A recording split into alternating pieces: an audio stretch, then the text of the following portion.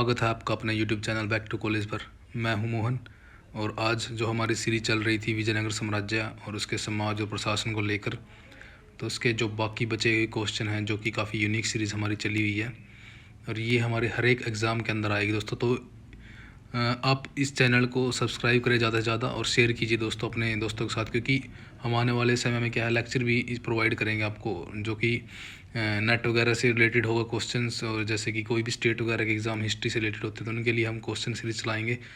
और UGC net का जो फर्स्ट पेपर होता है उसके भी हम यहाँ पे स्टार्ट करेंगे।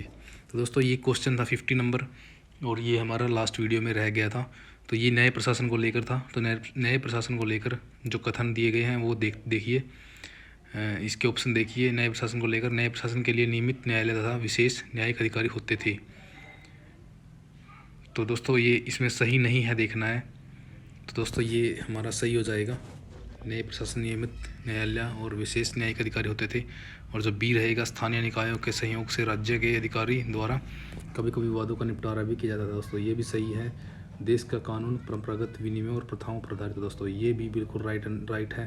तो दोस्तों जो इसका गलत हो जाएगा, यानी कि जो हमारे इस क्वेश्चन का आंसर है जो नहीं मैं बताना था, वो ये रहेगा दोस्तों इसका क्वेश्चन का आंसर। क्योंकि वहाँ पे क्या था, दंड केवल अर्थदंड या बालक या बलात् श्रम के रूप में दिया जाता था। दोस्तों ये गलत था, क्योंकि वहाँ पे दंड अर्थदंड के साथ साथ शारीरिक रूप से भी दंड दिया जाता था। जैसे कि वहाँ पे दोस्तों एक प्रथा थी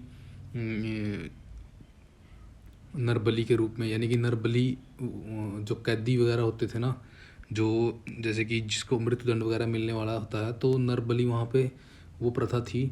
तो एक जगह वहाँ पे उल्लेख भी आता है कि विजयनगर साम्राज्य के अंदर जो कृष्णदेवराय होते हैं, तो वो सिंचाई की एक उनकी परियोजना जब सफल हो जाती है तो वो एक कैदी को कैदी की जगह नरबली देते हैं, यानी कि कैदी का वहाँ पे क्या करते हैं, वो नरबली के रूप में वहाँ पे उसकी भेंट चढ़ाते हैं। तो यानी कि ये गलत हो जाएगा डी वाला। तो 51 देखते हैं दोस्तों। होयसलों की भांति विजयनगर साम्राज्य में कंडाचार नामक सुसंगठित सैन्य विभाग था।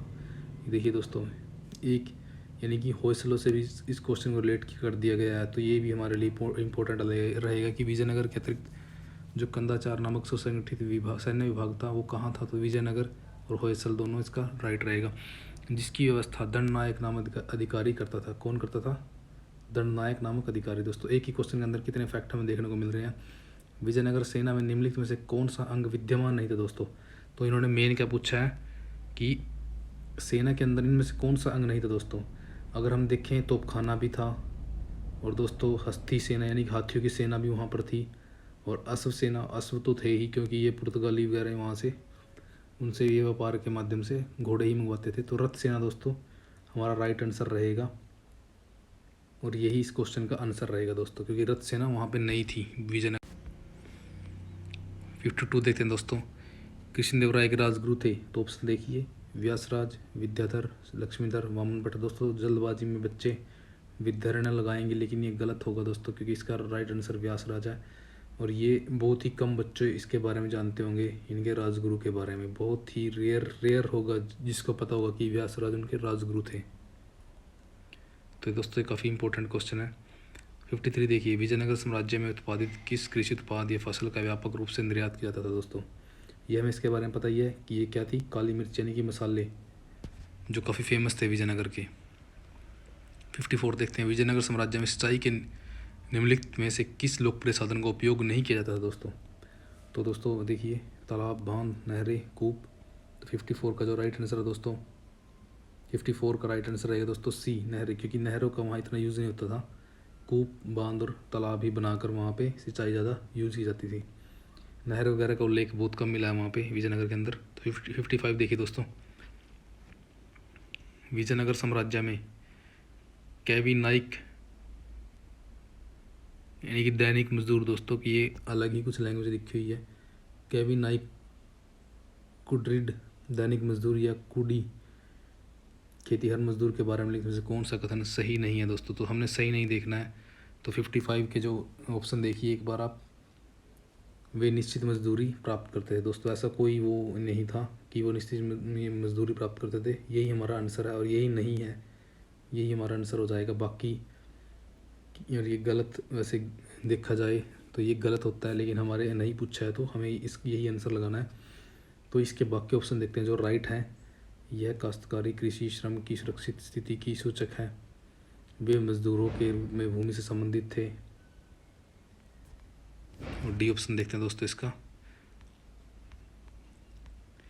भूमि के हस्तांतरण के साथ कूड़ी का भी हस्तांतरण हो जाता था, यानी कि जो मजदूर थे, खेतिहर मजदूर, उनका भी हस्तांतरण हो जाता था। तो दोस्तों ये बहुत ही अच्छा फैक्ट है, यानी कि ये आगे पेपर आने वाले पेपर के लिए बेस्ट क्वेश्चन रहेगा कि क्या पता कहाँ पे ये आ जाए, तो हमें इसको याद करना है दोस्तों। 56 देखिए, विजयनगर साम्राज्य में किसे वर्म के नाम से जाना जाता है दोस्तों। तो आप इसके ऑप्शन देखिए एक बार। जो वर्म थी वो थी ऑप्शन बी, भूस्वामी तथा बटाईदार के बीच कृषि आय की भागीदारी की प्रणाली। जो वर्म थी दोस्तों, कई बार वर्म के बारे में पूछा जाता है, तो ये क्या थी, भूस्वामी और बटाईदार के बीच कृषि आय की भागीदारी की प्रणाली। दोस्तों ये इन दोनों के बीच का एक रिलेशन था, जिसमें क्या थी, जो आय थी मेन थी वो। 57 देखिए, विजयनगर साम्राज्य में कुतंगई क्या था। तो ऑप्शन देखिए दोस्तों 57 के, कुतंगई ये को दोस्तों क्या था, एक कृषि की क्या थी, पट्टेदारी व्यवस्था थी दोस्तों। तो इसके वहाँ की लैंग्वेज में कुतंगई बोला जाता है दोस्तों। ये विजयनगर की पट्टेदारी व्यवस्था थी, कुतंगई। तो दोस्तों ये भी काफ़ी इंपॉर्टेंट है, काफ़ी कम बच्चों को इसके बारे में पता होगा, कुतंगई के बारे में। तो इम्पोर्टेंट क्वेश्चन रहेगा दोस्तों ये। विजयनगर साम्राज्य का निम्नलिखित में से कौन सा एक महत्वपूर्ण उद्योग नहीं था।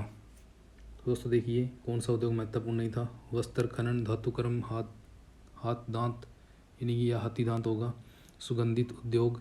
दोस्तों 58 का जो राइट आंसर रहेगा दोस्तों वो सी रहेगा, यानी कि हाथ दांत या हाथी दांत, इनका क्या था, महत्वपूर्ण उद्योग नहीं था। वस्त्र खनन ये सारे क्या है, इसके इम्पोर्टेंट उद्योग थे, नहीं पूछा है तो ये रहेगा इसका सी। 59 विजयनगर साम्राज्य में सबसे महत्वपूर्ण आयातित वस्तु या मद क्या थी। तो ऑप्शन देखिए, मूल्यवान रत्न, घोड़े, विलासिता की वस्तुएं, कच्चा रेशम। तो दोस्तों जैसे ही हम जानते हैं कि विजयनगर क्या करता था, मोस्टली घोड़े आयात करता था और वो लेता था पुर्तगालियों से, क्योंकि पुर्तगालियों की ना बहमनी के साथ बनती थी। तो विजयनगर बहमनी और इनके बीच पहले ही संघर्ष था, तो पुर्तगाली क्या करते थे, विजयनगर से उन्होंने दोस्ती की और वो अपने सारे घोड़ों की सप्लाई इन्हीं का ही करते थे। और 60 नंबर देखते हैं दोस्तों, विजयनगर युगीन समाज में किन शिल्पकारों की स्थिति सर्वोच्च थी। तो देखिए ऑप्शन देखिए दोस्तों इसके, बढ़ई, बुनकर, तेली, चर्मकार। दोस्तों जो बढ़ई थे वो काफ़ी सर्वोच्च स्थिति में थे, बढ़ई, ये भी हमें याद रखना है दोस्तों। 61 देखते हैं, विजयनगर नरेशों द्वारा पुर्तगालियों के साथ मित्रता पूर्वक संबंध स्थापित करने का सबसे महत्वपूर्ण कारण क्या था। तो ऑप्शन देखिए दोस्तों इसके, विदेशी माल की उपलब्धता सुनिश्चित करने के लिए, स्थानीय व्यापारियों के हितों का संवर्धन करने के लिए, सीमा शुल्क कामगार के द्वारा राज्य के लिए अधिक आय अर्जित करने, शत्रु राज्यों के हाथ में विदेशी व्यापार को ना जाने। दोस्तों इसके ऑप्शन आपने देख ही लिए, जो इसका आंसर रहेगा 61 का वो रहेगा डी, महत्वपूर्ण कारण में जो आएगा, शत्रु राज्यों के हाथों में विदेशी व्यापार को न जाने देने के लिए। दोस्तों ये इम्पोर्टेंट कारण था उसका, दोनों की इनकी मित्रता का। 62 देखिए, विजयनगर साम्राज्य में तटीय और समुद्री व्यापार किया जाता था, जिसके लिए जहाज़ों का निर्माण कहाँ किया जाता था। तो दोस्तों ये काफ़ी इम्पोर्टेंट रहेगा कि जहाज़ निर्माण विजयनगर का कहाँ होते थे उस टाइम पे। तो इसका राइट आंसर रहेगा सी, कालीकट। कालीकट दोस्तों इसका आंसर रहेगा, कालीकट। किस विजयनगर नरेश ने श्रीलंका को पराजित करके उसे विजयनगर साम्राज्य को वार्षिक कर राशि देने के लिए बाध्य किया। दोस्तों 63 के ऑप्शन देखिए, देवराय प्रथम, द्वितीय, हरिहर प्रथम, कृष्णदेव राय। दोस्तों ये था देवराय सेकंड दोस्तों, जो काफ़ी इम्पोर्टेंट यहाँ पे राजा था। और इसके बारे में यही है कि इसने विजयनगर साम्राज्य के टाइम पे इसने क्या किया था, जब ये राजा था तो इसने श्रीलंका से भी कर राशि प्राप्त की थी, यानी कि वहाँ को उसने जीता था। तो 64 देखिए, विजयनगर साम्राज्य द्वारा श्रीलंका और पेंगू दोस्तों ये कई बार रहता है कि पेंगू किसे बोलते हैं, तो ये म्यांमार को बोलते हैं। ओल्ड निम्स वगैरह में इसको अक्सर हमसे पूछ लिया जाता था, तो हमें ये भी साथ साथ याद करने चाहिए। जैसे कि हमें क्वेश्चन में देखने को मिल रहे हैं कि पेंगू म्यांमार था, पेंगू म्यांमार। तो विजयनगर साम्राज्य द्वारा श्रीलंका और पेंगू म्यांमार से हाथियों का आयात इस कारण किया जाता था क्योंकि, तो किस लिए किया जाता था दोस्तों? तो ऑप्शन देखिए, उत्तर भारत हाथियों की तुलना में आयातित हाथी सस्ते होते थे, आयातित हाथी अच्छी नस्ल के होते थे, बहमनियों ने उत्तर भारत से हाथियों के व्यापार को अवरुद्ध कर दिया था। डी देखिए, उत्तर भारत की तुलना में विदेशियों से हाथियों को लाना कहीं अधिक सुगम था। दोस्तों आप इसके ऑप्शन देखिए एक बार अच्छे से और आंसर लगाने की कोशिश कीजिए। तो इसका राइट आंसर रहेगा, वो रहेगा दोस्तों सी, बहमनियों ने उत्तर भारत से हाथियों के व्यापार को अवरुद्ध कर दिया था। सॉरी दोस्तों। 65 देखिए, विजयनगर साम्राज्य द्वारा विभिन्न धातुओं में विविध प्रकार के सिक्कों का प्रचलन किया गया। किस धातु के सिक्कों का सबसे अधिक प्रचलन था? तो ऑप्शन देखिए, स्वर्ण, चांदी, तांबा, कांस्य। दोस्तों 65 का जो राइट आंसर रहेगा वो रहेगा ए, स्वर्ण। दोस्तों सिक्कों का ज़्यादा प्रचलन किया गया था, वो कौन सी थी धातु थी? वो स्वर्ण थी दोस्तों, स्वर्ण यानी कि सोना। दोस्तों स्वर्ण सबसे अधिक प्रचलन में था। 66 देखिए दोस्तों, विजयनगर साम्राज्य में किस विदेशी देश के सिक्कों का प्रचलन नहीं होता था? तो दोस्तों ये इम्पोर्टेंट क्वेश्चन रहेगा, बहुत कम ऐसे क्वेश्चन हमें देखने को मिलते हैं। जिसका राइट आंसर है दोस्तों वो डी है, चाइना का कोई भी सिक्का क्या था, विजयनगर साम्राज्य में प्रचलित नहीं था दोस्तों। और ये ईरान का सिक्का प्रचलित था, पुर्तगालियों से हम घोड़े मंगाते थे, इटली जैसे निकोल कोंटी वगैरह यहाँ पे आए थे। तो उस दोस्तों कई बार हम फैक्ट से भी क्या कर सकते हैं, इसको लगा सकते हैं, लेकिन जो चाइना था उसके सिक्के यहाँ पे विजयनगर में नहीं मिलते थे। तो इसका राइट आंसर है, बाकी ये सभी राइट रहेंगे, ये नहीं में चाइना आएगा। 67 देखिए दोस्तों, विजयनगर काल में मंदिरों की आर्थिक भूमिका के संबंध में निम्नलिखित में से कौन सा कथन सही नहीं है? दोस्तों सही नहीं देखना है हमने। 67 दोस्तों, ये देखिए, ग्रामों में मंदिर स्थायी रोजगार नौकरी का सबसे बड़ा स्रोत थे। मंदिर स्थान विशेष के प्राय सबसे बड़े भूस्वामी और उपभोक्ता होते थे। वे ग्रामीण क्षेत्र में ऋण प्रदान करने की व्यवस्था भी करते थे, पर मंदिरों ने ग्रामीण विकास को बढ़ावा नहीं दिया दोस्तों। तो इसका राइट आंसर रहेगा 67 का, वो डी रहेगा दोस्तों, मंदिरों ने ग्रामीण विकास को बढ़ावा नहीं दिया दोस्तों। क्योंकि मंदिर ये वैसे गलत है, क्योंकि पीछे हमसे नहीं पूछा तो ये नहीं में आएगा।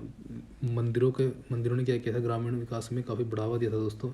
और ये ऊपर वाले सारे ये ऑप्शन ही हमारे राइट हैं, ये भी हमें अच्छे से देख लेने हैं एक बार।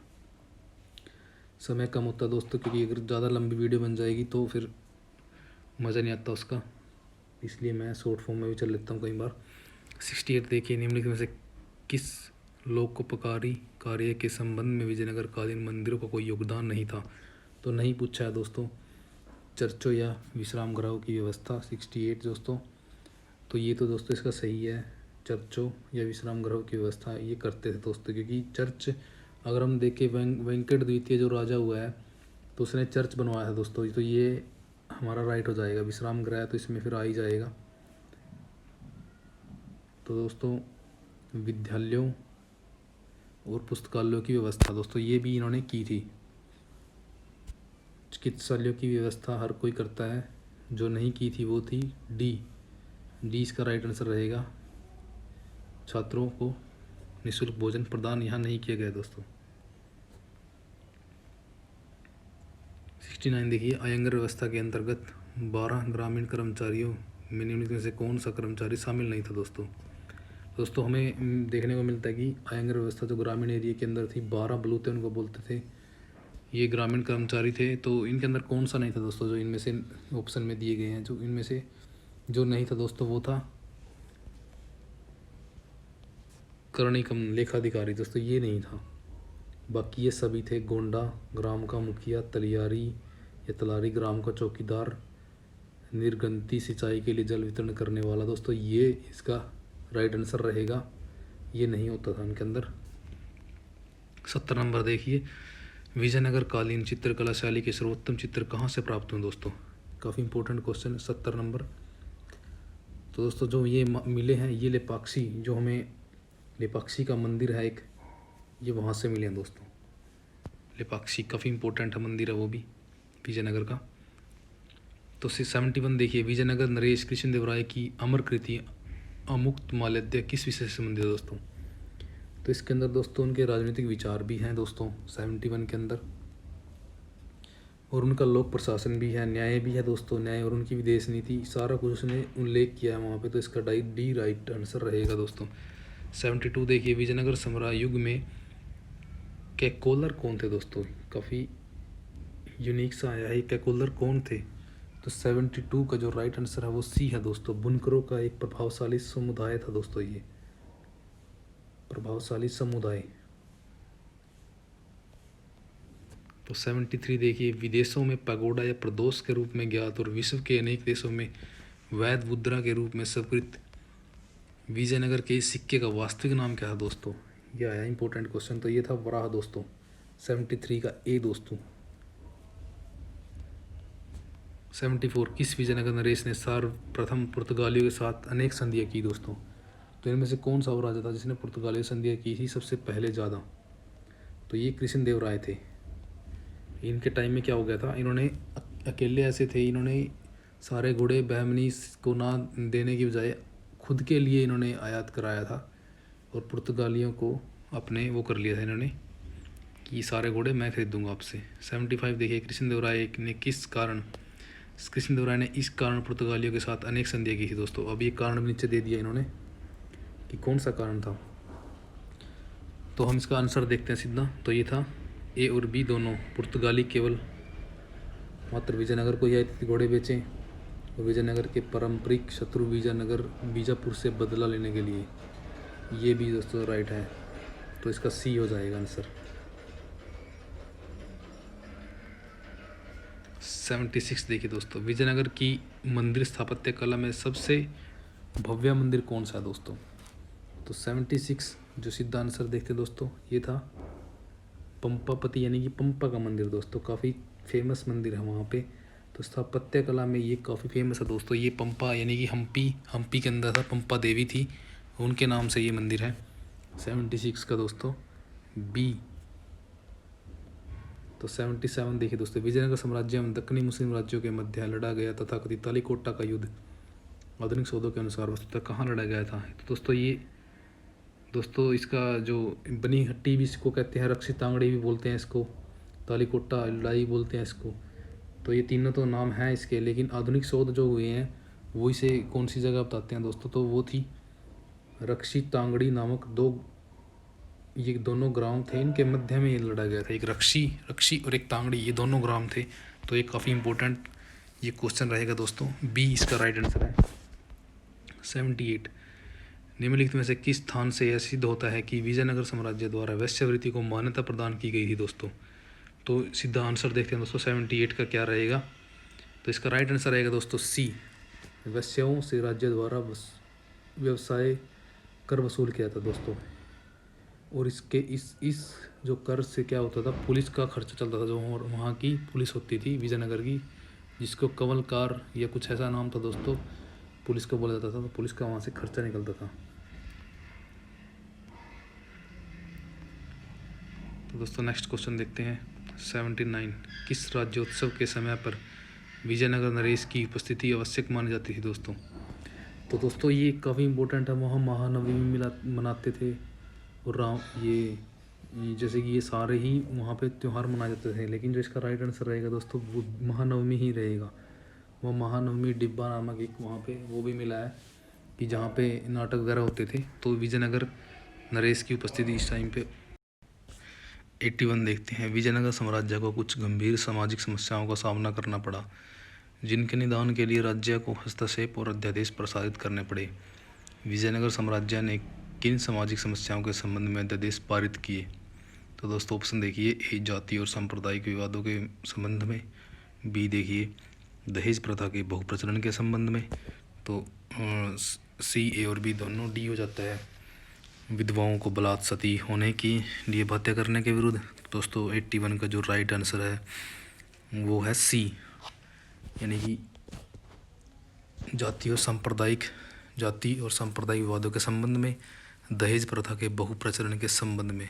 तो दोस्तों ये मोस्टली जो अध्यादेश वगैरह ये पारित हुए थे, तो ये मोस्टली ये विजयनगर के अंदर ये तो हरिहर सेकंड ने करवाए थे या कृष्णदेवराय के समय में ऐसे चीज़ें हुई थी। 82 देखते हैं, विजयनगर काल में मांसाहार का बहुत अधिक प्रचलन था। निम्नलिखित में से किस वर्ग के लोग पक्के शाकाहारी नहीं थे?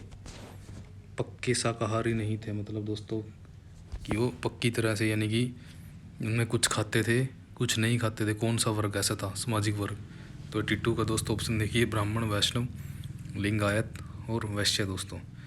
जो राइट आंसर है दोस्तों वो वैष्णव रहेगा, ये पक्के शाकाहारी नहीं थे।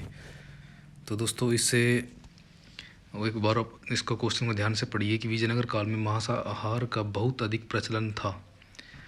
तो कई बार ऐसे कोटेशन वगैरह हमारे पास आ जाती है, अभी कथन वगैरह, कि विजयनगर में मांसाहार का बहुत अधिक प्रचलन था दोस्तों। तो ये भी हमें चीज़ें ऐसे ही क्वेश्चन से मिल रही हैं, तो ये चीज़ें हमें अपने फैक्ट में रखनी है, इनको अच्छे से याद करना है ताकि ये कल को हमें दिक्कत ना दे किसी भी एग्ज़ाम में। तो जो सामाजिक वर्ग के लोग पक्के शाकाहारी नहीं थे, यानी कि वो शाकाहारी पूरी तरह नहीं थे, तो वो थे वैष्णव। बाकी दोस्तों फिर ये तीनों ही क्या हो जाएंगे,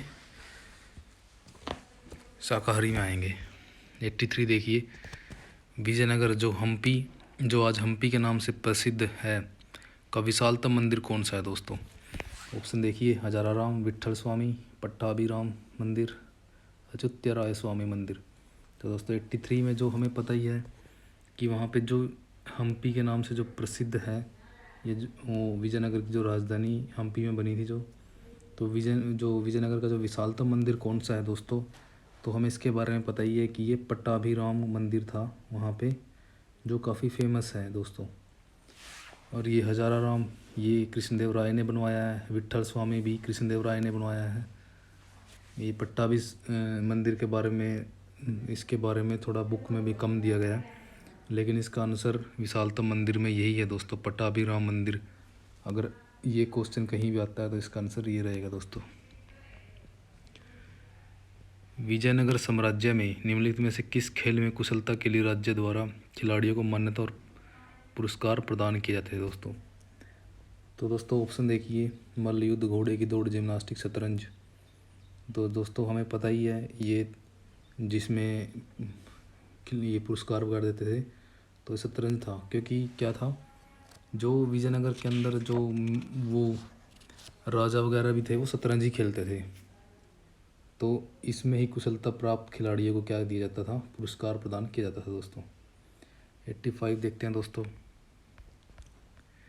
विजयनगर साम्राज्य के सामान्य लोगों द्वारा कोलतम के रूप में अवहित लोकप्रिय मनोरंजन क्या था? कठपुतली प्रदर्शन, नाटकों का आयोजन, दांडिया नाटक, देवदासियों के नृत्य। तो दोस्तों 85 का जो राइट आंसर है दोस्तों वो है सही सी, दांडिया नृत्य दोस्तों। लोकप्रिय था दोस्तों ये, कहा वहाँ पे ज़्यादा ही विजयनगर के अंदर, दांडिया नृत्य। तो ये विजयनगर के अंदर लोकप्रिय मनोरंजन था, साधन था दोस्तों। 85 का 3 दोस्तों। 86 देखते हैं, विजयनगर साम्राज्य का कौन सा संगीत वाद्य सर्वाधिक प्रसिद्ध और लोकप्रिय था? तो ऑप्शन देखिए, मृदंगम, वीणा, नादस्वरम, झांझ। तो दोस्तों ये था वीणा इसका राइट आंसर है दोस्तों। 87 देखिए, कहा जाता है कि विजयनगर नरेश विरूपाक्ष के नाम से शासन करते थे, यह देवता किससे संबंधित था? दोस्तों ऐसे क्वेश्चन हमें ऑप्शन देखने की जरूरत ही नहीं रहती, क्योंकि हमें पता ही है ये था एक शैव देवता विरूपाक्ष, इस शिव को बोला जाता था दोस्तों विरूपाक्ष। 88 देखते हैं, विजयनगर नरेश मूलतः शैव थे पर धीरे धीरे वैष्णव धर्म अनुयायी हो गए, क्योंकि कृष्णदेव राय वगैरह जैसे आगे जो भी हुए तो कृष्णदेव राय क्या हो जाते हैं, वैष्णव धर्म को मानने लग जाते हैं। तो किस विजयनगर नरेश के शासनकाल में विरूपाक्ष का स्थान भगवान वेंकटेश्वर ने ले लिया दोस्तों? भगवान वेंकटेश्वर ने ले लिया। तो कौन सा था शासक जिसके समय में ऐसा हुआ था? तो ये था वेंकट द्वितीय दोस्तों, इसके नाम में भी वेंकट लगा हुआ था, ये वेंकट के टाइम में वेंकट द्वितीय जिसने क्या किया था, जिसने एक चर्च बनाने की पुर्तगालियों को अनुमति भी दी थी, ये वेंकट द्वितीय था। 89 देखिए दोस्तों, भक्ति संप्रदाय के प्रति बढ़ती लोकप्रियता को देखते हुए किस विजयनगर नरेश ने विठोबा की पूजा को अपना समर्थन और संरक्षण प्रदान किया? विठोबा यानी कि कृष्ण की बात कर रहे हैं, ये हरि की तो किसने उसे अपना समर्थन और संरक्षण प्रदान किया था दोस्तों? तो 89 का ऑप्शन देखिए, कृष्णदेवराय, अच्युतदेवराय, तिरुमल वेंकट द्वितीय। दोस्तों जो 89 है उसका आंसर है ए, ये कृष्णदेवराय थे, क्योंकि मैंने पहले ही बताया कि ये उसके कृष्ण के भक्त थे, यानी कि वैष्णव हो चले बन गए थे ये। तो 90 देखिए, विजयनगर नरेशों ने धार्मिक सहिष्णुता की नीति का अनुसरण किया। निम्नलिखित में से किस विजयनगर नरेश ने पुर्तगालियों को वेल्लोर में गिरजाघर निर्मित करने की अनुमति दी? दोस्तों ये मैं आपको पहले ही वो बता चुका हूँ। तो इसका वेंकट द्वितीय जो राइट आंसर है, यानी कि ये आपको सिर्फ ये याद रखना है कि वो ये गिरजाघर कहाँ बना था। तो कई बार ये पूछ लिया जाता है कि कहाँ बना था और किसके लिए, यानी कि विजयनगर शासकों ने किन को ये अनुमति दी थी बनाने की? तो ये थे पुर्तगाली। और कहाँ बना था ये? वेल्लोर के अंदर। दोस्तों ये हमें याद रखना है, और इस टाइप के क्वेश्चन हमसे पूछे जाएंगे दोस्तों, इससे अलग कुछ नहीं आता कोर्स पेपर के अंदर। 91 देखिए, विजयनगर साम्राज्य के किस नरेश ने विवाह कर को पूर्णतः समाप्त कर दिया? दोस्तों जो 91 के ऑप्शन देखिए, देवराय द्वितीय, कृष्णदेवराय, अच्युतदेवराय, सदाशिवराय। दोस्तों तो जो 91 का राइट आंसर दोस्तों वो है कृष्णदेवराय, क्योंकि हमें पता है कि कृष्णदेवराय ने ही सारे कर जो विवाह कर वगैरह थे वो समाप्त कर दिए थे। उससे पहले भी ये समाप्त हुए, लेकिन जो पूरी तरह समाप्त किए वो कृष्णदेवराय थे। तो 92 देखिए दोस्तों, विजयनगर साम्राज्य के स्थानिक नामक अधिकारियों का क्या दायित्व था? दोस्तों मंदिरों की व्यवस्था करने वाले अधिकारी, स्थानीय निकायों के अधिकारी, ग्राम वृद्ध, विभिन्न संप्रदायों द्वारा स्थापित मठों की व्यवस्था के लिए उत्तरदायी अधिकारी। तो दोस्तों जो 92 का आंसर रहेगा वो रहेगा ए दोस्तों, मंदिरों की व्यवस्था करने वाले अधिकारी। तो आप इसको तो दोस्तों रट लीजिए या इसको अच्छे से याद कर लीजिए माइंड में कि स्थानिक क्या था? मंदिरों की व्यवस्था करने वाला ये अधिकारी होता था। तो ये दोस्तों ये काफ़ी इम्पोर्टेंट रहेगा हमारे लिए नेक्स्ट एग्ज़ाम्स के लिए। अगला देखिए 93, विजयनगर का प्रसिद्ध रथोत्सव क्या था? दोस्तों जो वहाँ पर रथोत्सव मनाया जाता था वो क्या था दोस्तों, उसके बारे में पूछा गया है। जो 93 का जो राइट आंसर रहेगा दोस्तों वो सी है, मंदिरों के उत्सव का समापन उत्सव, जिसमें देव मूर्ति की रथ पर स्थापित करके निकाला जाता है। दोस्तों इसमें क्या होता था, जैसे कि आजकल हम बंगाल वगैरह में देखते हैं या जगन्नाथपुरी में देखते हैं कि वहाँ पर क्या करते हैं, मूर्ति को रथ के ऊपर रख करके तो एक जुलूस निकाला जाता है हर दोस्तों। और हमें ये याद होना चाहिए कि ये जुलूस की परंपरा कहाँ से स्टार्ट हुई थी। तो दोस्तों ये हिंदू धर्म में नहीं थी, सबसे पहले ये बुद्ध की मूर्ति को रख के, यानी कि बौद्धों ने क्या किया था, बौद्धों ने सबसे पहले जो जुलूस निकालने शुरू किए थे दोस्तों, बौद्धों के बारे में है ये। यानी कि सबसे पहले जुलूस इन्होंने निकाला था, यानी कि सबसे पहले मूर्ति की पूजा भी बौद्ध के अंदर इन्हीं की हुई थी, हिंदू धर्म के अंदर बाद में मूर्तियाँ वगैरह की पूजा होने लगी थी। दोस्तों ये चीज़ें भी हमें याद रखनी है। 94 देखिए, विदेशी यात्रियों ने विजयनगर साम्राज्य में रक्त बलि या नर बलि का उल्लेख किया है, किस अवसर या उद्देश्य के लिए बलि दी जाती है? दोस्तों मैंने पहले भी आपको इसके बारे में बताया दोस्तों कि कृष्णदेवराय ने क्या किया था, एक उनकी एक योजना थी सिंचाई परियोजना, जब वो पूरी हो जाती है तो वो क्या करते हैं, नरबलि दे देते हैं। और नरबलि वो ऐसे इंसान को देते हैं जिसको मृत्युदंड मिलने वाला होता है या वो कैद में होता है, तो ऐसे व्यक्तियों को चुना जाता था नरबलि के लिए।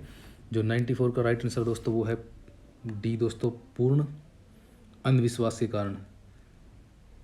ये किस लिए दी जाती थी ये बलि, ये पूछा है इसके अंदर। तो यह पूर्ण अंधविश्वास था वहाँ पे उस टाइम पे, ऐसा कुछ नहीं था जो ऑप्शन ऊपर दे रखे हैं कि ईश्वर को धन्यवाद देना है या कुछ भी। तो पूर्ण अंधविश्वास जो मेन रीज़न पूछा है उन्होंने कि किस उद्देश्य या अवसर, उन्होंने पूछा उद्देश्य क्या था, तो इसका पूर्ण अंधविश्वास इसका कारण था दोस्तों। 94 खड्डी।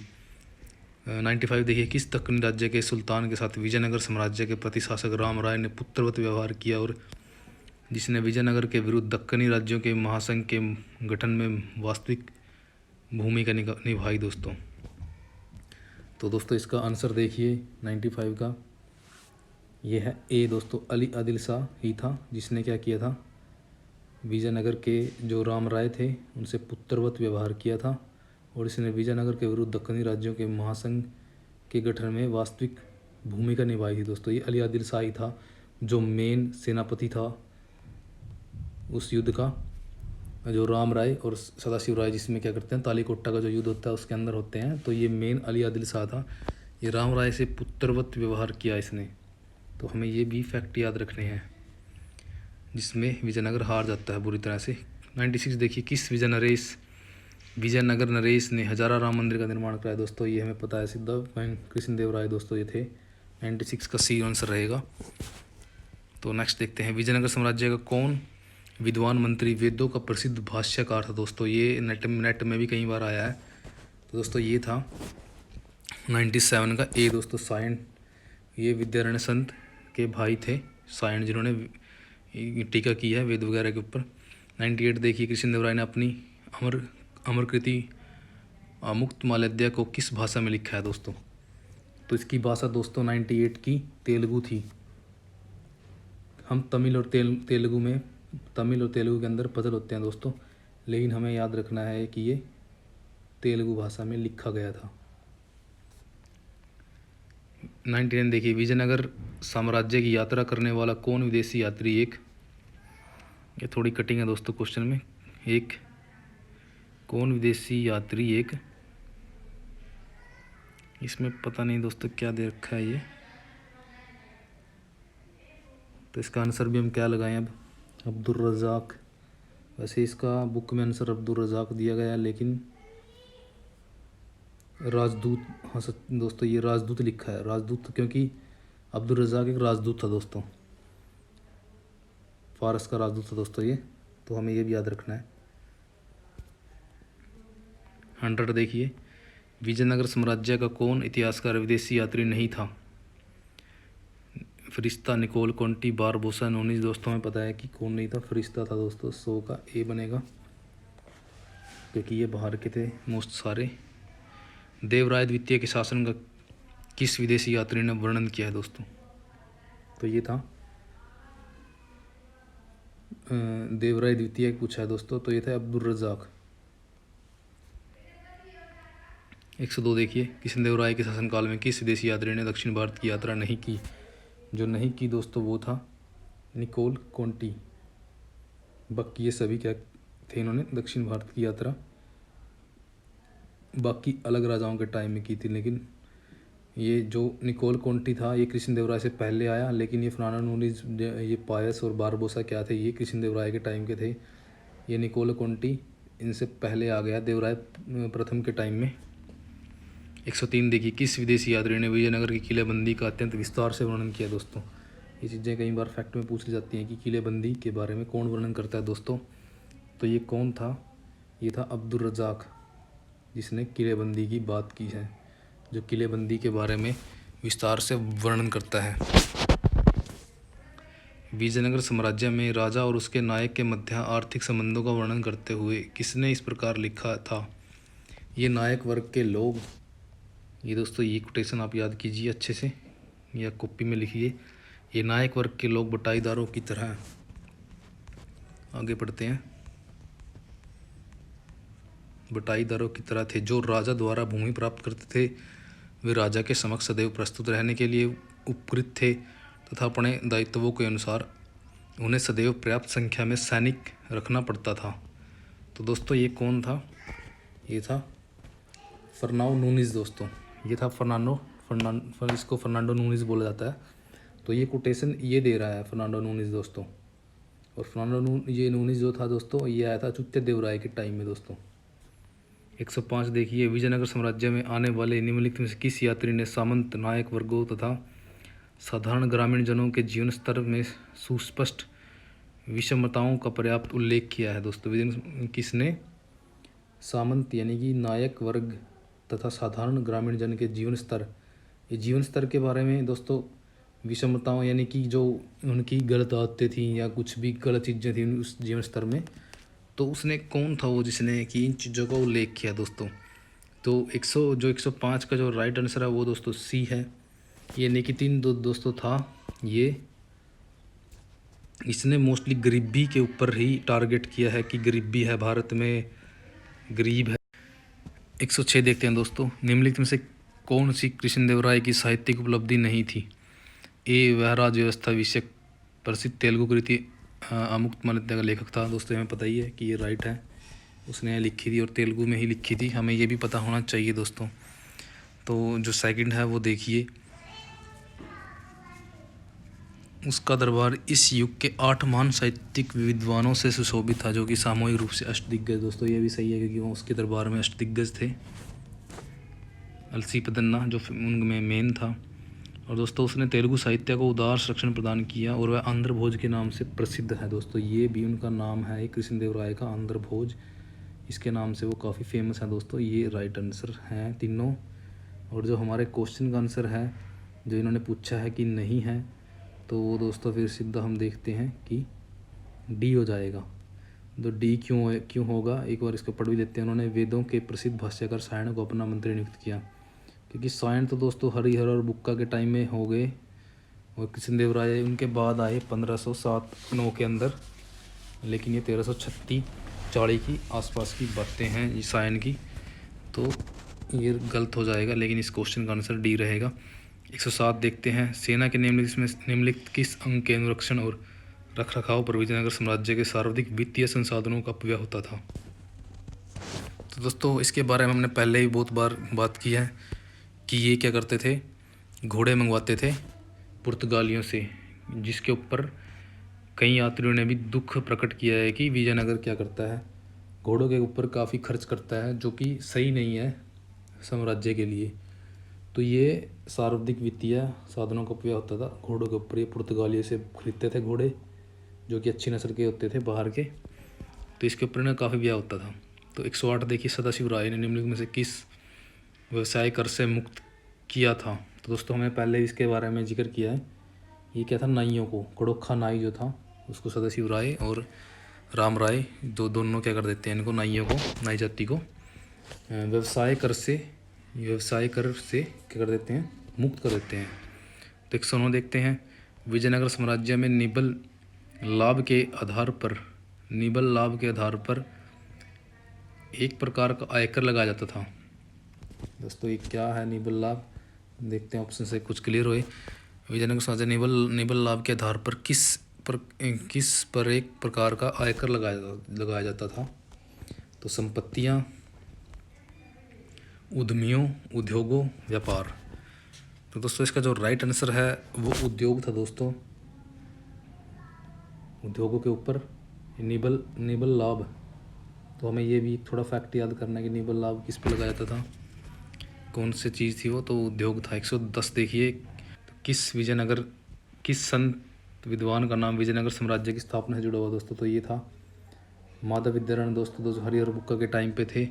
यही क्या करते हैं, हरिहर बुक्का को कर देते हैं जो मुसलमान उनको मोहम्मद बिन तुगलक ने बना दिया था, तो इनको हिंदू धर्म में लेके आते हैं, और इनके नाम से ही ये, उनसे प्रभावित होकर इन्होंने विजयनगर साम्राज्य की स्थापना की थी। 111 देखिए, विजयनगर का नगर अब किस नाम से जाना जाता है। दोस्तों तो ये हमें पता ही है, ये है हम्पी, आजकल इसको हम्पी के नाम से जाना जाता है। 112 देखिए, देवी अनुकंपा प्राप्त करने के लिए विजयनगर साम्राज्य में कौन सी बर्बर प्रथा अधिक लोकप्रिय थी। बर्बर प्रथा थी दोस्तों, जो क्या थी, देवी अनुकंपा प्राप्त करने के लिए बर्बर, और अधिक लोकप्रिय भी थी। बर्बर तो थी लेकिन लोकप्रिय थी उस टाइम पे। तो ये कौन सी थी दोस्तों, ये थी आग पर चलना। दोस्तों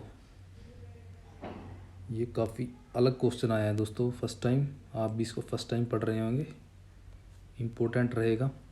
ये बर्बर तो थी लेकिन क्या थी, लोकप्रिय थी उस टाइम के अंदर, तो ये थी आग पर चलना। तो आगे देखते हैं दोस्तों,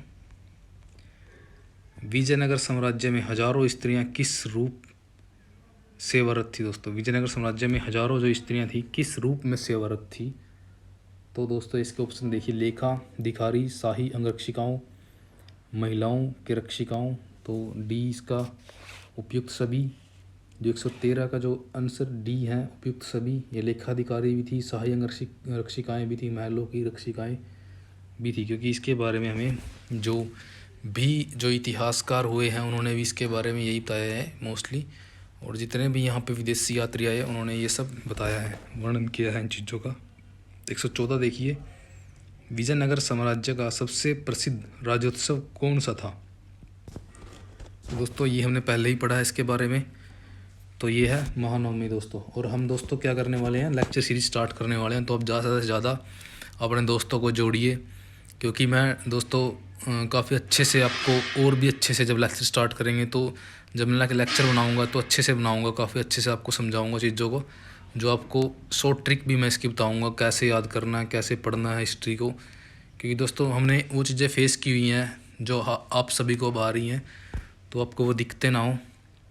तो इस वजह से मेरा भी रीज़न चैनल चलाने का यही है, क्योंकि इस पे इतना वो नहीं है कि भाई कोई कमाई कर पाएगा इन चैनल ऐसे चैनल बना के, लेकिन मेरा मोटिव ये है कि जो बच्चे पढ़ना चाहते हैं उनको एक पाथ मिले अच्छा, जिस पे वो चल सकें और नेट क्रैक कर सके और अपना जो फ्यूचर है वो बना सके। दोस्तों 115 देखिए दोस्तों, विजयनगर युग में विजयनगर युग में किस सामाजिक कुप्रथाओं के प्रचलन के कारण उच्च वर्ग की स्त्रियों की स्थिति थी जो दयनीय थी दोस्तों। तो इनमें से कौन कौन सी वहाँ पर उस टाइम कुप्रथा थी वो पूछी गई है। तो वहाँ पे दोस्तों बहुपत्नी तो भी प्रथा भी थी कि जैसे राजा वगैरह के हम पता ही है कि राजा वगैरह भी कहीं पत्नी रखते थे। तो इससे सामान्य वर्ग का पता लग जाता है कि वहाँ पे भी होंगी ऐसे प्रथा कि बहुपत्नी की, जैसे एक दो पत्नी फालतू रखते होंगे वहाँ पे। सती या सहगमन वहाँ भी था, प्रचलित था वहाँ पे, क्योंकि सती प्रथा वगैरह के बारे में ये जैसे कि निकोल कोंटी वगैरह जो भी विदेशी यात्री आए इन्होंने एक दो ने इसके बारे में बताया है, और ए और बी दोनों इसका राइट आंसर है दोस्तों। पर्दा उस टाइम पे वहाँ पे नहीं था, पर्दा प्रथा बाद में आई। तो दोस्तों ये हमारे विजयनगर साम्राज्य से संबंधित 115 प्रश्न थे जो काफ़ी इम्पोर्टेंट थे दोस्तों, और काफ़ी अच्छे लेवल के क्वेश्चन थे, और जो हमारे आने वाले एग्ज़ाम में या लास्ट ईयर में जो भी एग्ज़ाम गए हैं, आप अगर उनमें से इन क्वेश्चन को मैच करना चाहें तो देख सकते हैं कि इनमें से काफ़ी क्वेश्चन आपको देखने को मिलेंगे।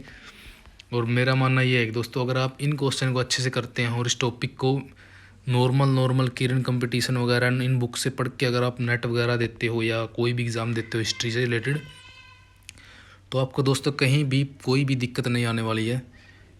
तो दोस्तों आप चैनल को ज़्यादा से ज़्यादा सब्सक्राइब करें और लाइक करें दोस्तों, और हमारे चैनल को दोस्तों अपने दोस्तों के साथ शेयर करें कि यहाँ हिस्ट्री से रिलेटेड अच्छा कंटेंट है, अच्छा यहाँ पे आपको समझाया जाएगा दोस्तों।